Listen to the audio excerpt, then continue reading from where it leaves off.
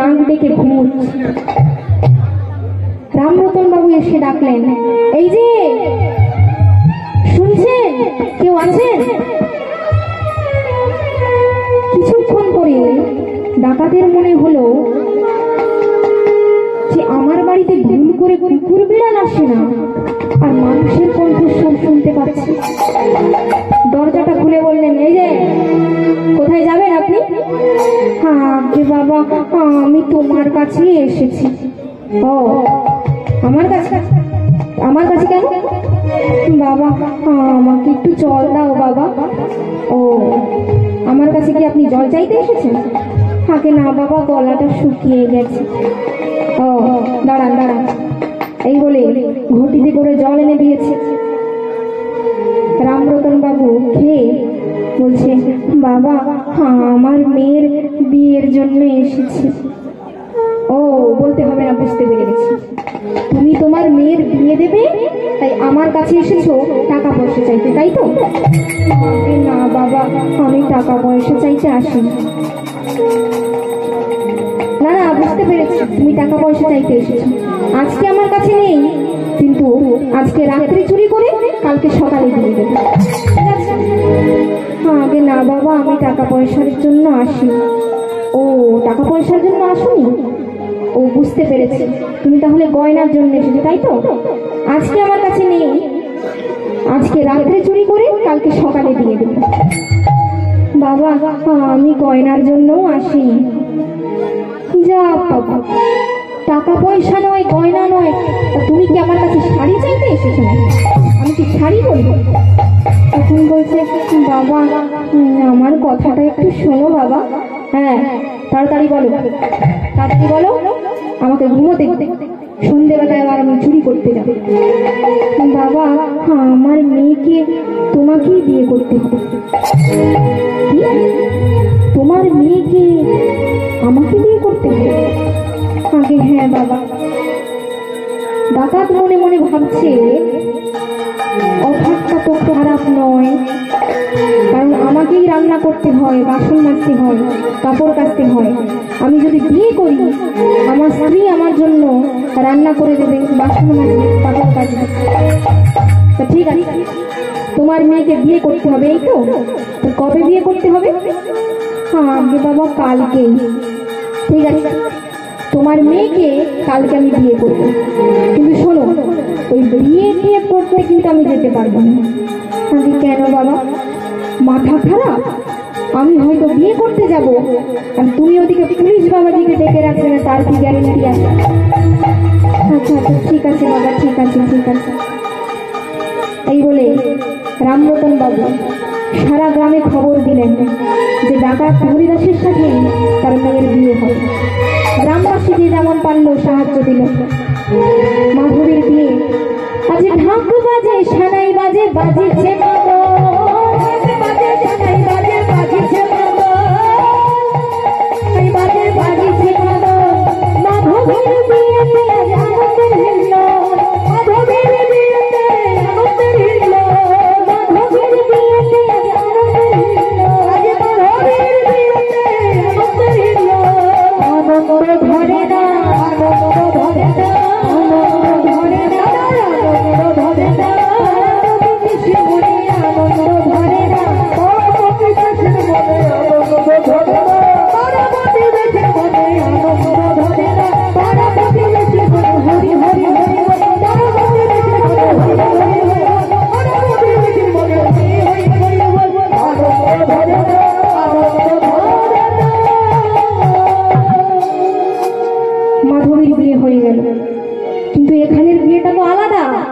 এখানে তো বর আসবে না বিয়ে করতে।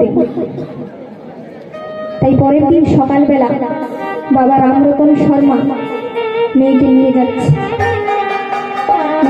যাচ্ছে ডাকাতের বাড়ি, আর বলছে, মারে সারা জীবনে আমি তোকে ভালো করে খেতে দিতে পারিনি, আমি তোকে ভালো জামা কাপড় কিনে দিতে পারিনি, তুই আমাকে ক্ষমা করে দেবে মা। তোর এই অভাগা পিতা তোকে শুধু জন্মই দিয়েছি, তুই আমাকে ক্ষমা করে দে।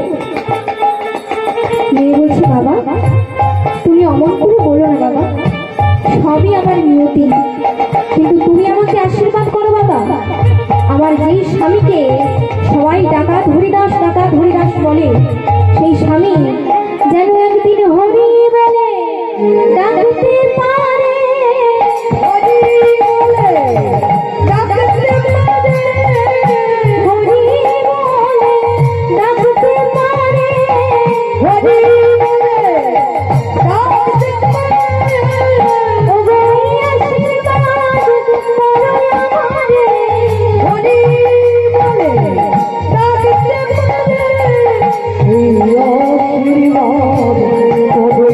ডাকতে পারে, এই আশীর্বাদ করো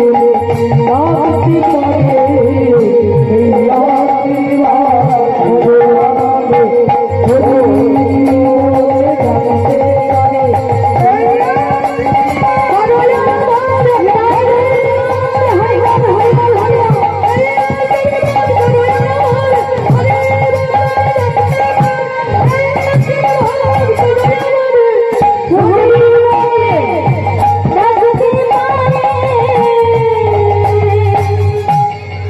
তুমি আমাকে আশীর্বাদ করো বাবা, আমার যেই স্বামীকে সবাই ডাকাত হরিদাস বলে, সেই স্বামী যেন একদিন গোবিন্দকে ডাকতে পারে।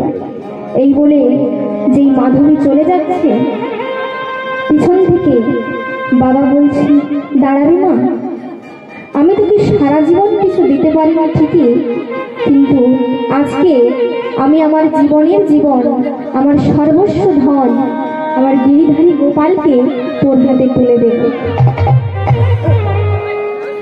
এই বলে রামরতন বাবু ছুটে গিয়ে গিরিধারী গোপালের মূর্তিটা এনে মাধবীর হাতে দিয়ে বলছে, শুনতে মা, যখন তোর দুঃখ কষ্ট শোনার কেউ থাকবে না, যখন তোর স্বামী চুরি করতে বেরিয়ে যাবে, তখন তুই তোর জগৎ স্বামীর কাছে, তুই গোবিন্দের কাছে তোর সমস্ত দুঃখ কষ্টের কথা তুই গোবিন্দকে জানাবি। ও মায়েরা, আপনারা আপনাদের সংসারের ঝামেলার কথা, দুঃখের কথা পাশের বাড়ির মায়েদেরকে বলেন। আপনি ভাবছেন যে ও আমাকে খুব ভালোবাসে, তা কিন্তু নয় মা। আপনি আপনার দুঃখের, আপনার কষ্টের কথা তাকে বলবেন, সে কিন্তু মজা করে চারিদিকে বলবেন। তাই আপনার দুঃখের, আপনার ব্যথার ব্যথী আর কেউ হবে না মা, একমাত্র গোবিন্দ ছাড়া। তাই সংসারের সমস্ত দুঃখ কষ্টের কথা যদি কাউকে জানাতেই হয়, একমাত্র গোবিন্দকে জানাবেন। হরি বল, হরি বল। এই কথা বলে মাধবীকে ডাকাত হরিদাসের বাড়িতে পৌঁছে দিলেন। ডাকাত হরিদাসের চিন্তাটা এবার একটু কমে গেল। তাকে আর বাসনও মাজতে হয় না, কাপড়ও কাচতে হয় না। দিব্যি সে খাওয়া দাওয়া করে ঘুমোয়, আর সন্ধে হলেই চুরি করতে যায়। আর যখন সে চুরি করতে বেরিয়ে যায়, তখন মাধবী ভগবানের চরণের কাছে বসে যায়। প্রাণ রমন বিভূষণ হৃদয়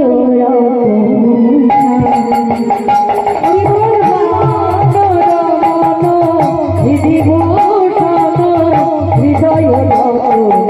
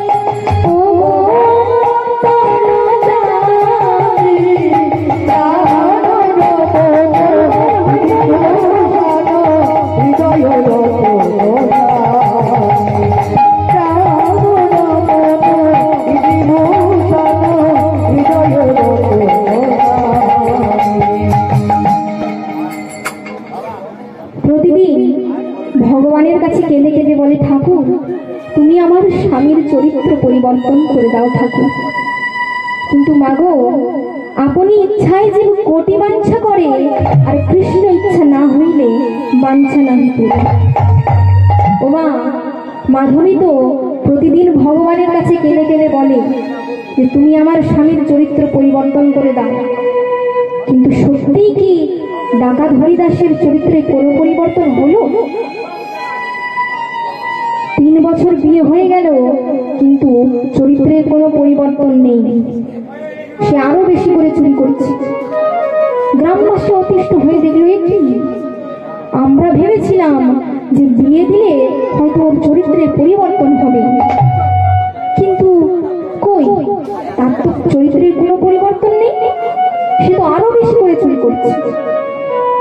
মিছিমিছি এই রামরতন বাবুর মেয়েটাকে মিছিমিছি ওর সঙ্গে বিয়ে দেওয়া হলো। ও মা, এভাবে দেখতে দেখতে একদিন কি হয়েছে দেখুন, গোবিন্দের কৃপা কিরকম দেখুন। একদিন মাধবী ঘাটে কাপড় কাচতে গেছে, আর পাশের ঘাটে দুজন মা বলা বলি করছে। একজন মা আরেকজনকে বলছে, আর বুঝতেই তো পারছেন মায়েরা, তখনকার দিনে মায়েরা যদি পুকুর ঘাটে যেত, ওই পুকুর ঘাটে গিয়ে সংসারের সমস্ত কথা একেবারে গড়গড় করে বেরিয়ে যেত। এমনিতেই মায়েদের উপর দেবর্ষী নারদের অভিশাপ আছে যে কোনো নারী তার পেটের কথা লুকিয়ে রাখতে পারবে না, আর যদিও বা লুকিয়ে রাখে, ওই পুকুর ঘাটে গিয়ে একেবারে সব বেরিয়ে যাবে। তার পাশের ঘাটে দুজন মা বলা বলি করছে। একজন মা আরেকজনকে বলছে, জানো দিদি, কালকে তোমার ভাইয়ের সঙ্গে কি ঝগড়াটাই না হয়েছে, আর ঝগড়ার ফলে তোমার ভাই আমাকে এত জোরে মেরেছে, দেখো দেখো আমার গালটা খুলে লাল হয়ে গেছে, দেখো।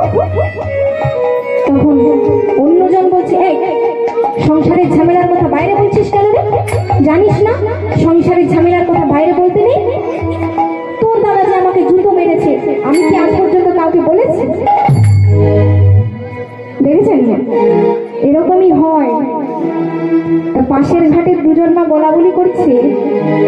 একজন মা আরেকজনকে বলছে, এই তাড়াতাড়ি স্নান করে নে, রান্না বান্না তাড়াতাড়ি করতে হবে।